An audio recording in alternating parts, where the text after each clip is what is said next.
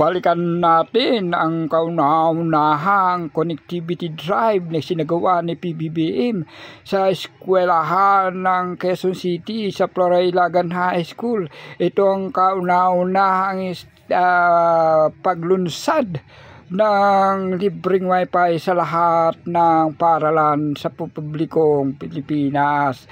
Ito nga ating nakikita rito kung paanong isinagawa ang trial at kitang-kita naman natin na konektado ang lahat ng bahagi ng paaralan Luzon, Visayas at Mindanao. At narito ang kanyang ulat sa digitalization para sa buong Pilipinas ni PBBM. Panoorin po natin. Sa mga makabagong teknolohiya, kakambal ng bagong Pilipinas ang digitalisasyon. Ito ang patuloy nating isinusulong para naman makasabay tayo sa buong mundo. Mas mabilis, mas pinapadali ang proseso kapag digital ang sistema. Digitalisasyon sa mga serbisyo ng pamahalaan, digitalisasyon sa edukasyon, sa kalusugan, kaagrikultura at marami pang iba. Unang-una, pinagtitibay natin ang National Fiber Backbone. Inilunsad na natin ang Phase 1, 2 at saka 3, benefiting approximately 17 million Filipinos. Pangalawa, internet connection para sa ating mga eskwelahan, para sa mga mag-aaral, para sa mga guro. Internet ang pangunahing kinakailangan para maging konektado ang ating mga kababayan na nasa gida na tinatawag. Yan po ay ang geographically isolated and disadvantaged areas. Yung mga mahirap marating na mga kable o telepono o kuryente, napupuntahan na sila para kabitan ng Starlink o yung satellite internet naman. Wala nang mga kable na kailangan.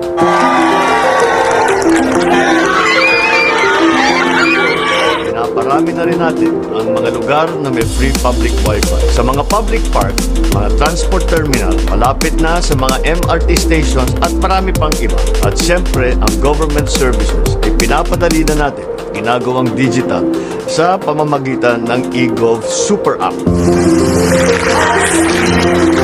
Alam nyo ba na globally recognized at umani ng sari-saring parangal ang ating eGov app? Parami na rin ang mga function nito. Makailang lamang ay inilunsad ng LTO at DICT ang digital na pagre-renew ng lisensya through eGov app. Wala nang pila, wala nang fixer, wala nang korupsyon.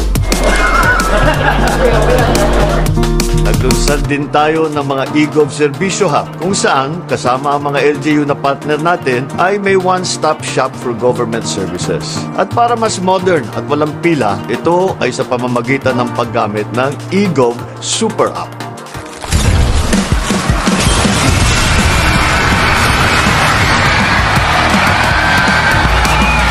Sa mga development na ating nasasaksihan ngayon sa digital landscape ay ang tinatawag na AI or Artificial Intelligence. Napakarami ang kayang gawin nitong AI. Maraming gamit yan. Yung simple lamang, informational. Magtatanong ka, saan ba ito? Ano ba yung gawain dyan sa lugar na yan? Kahit sa pagsulat ng speech, nakakatulong yan. Ito ang kaibahan ng AI sa dating mga computer program. Ang AI natututo. Mas lalo mong gagamitin, mas gagaling ang sagot sa'yo. Kaya gamitin nyo na gamitin para yung AI masanay sa inyo. Pagkatagal ng panahon, makikita nyo yung sagot ng AI sa mga tanong ninyo ay paganda naman.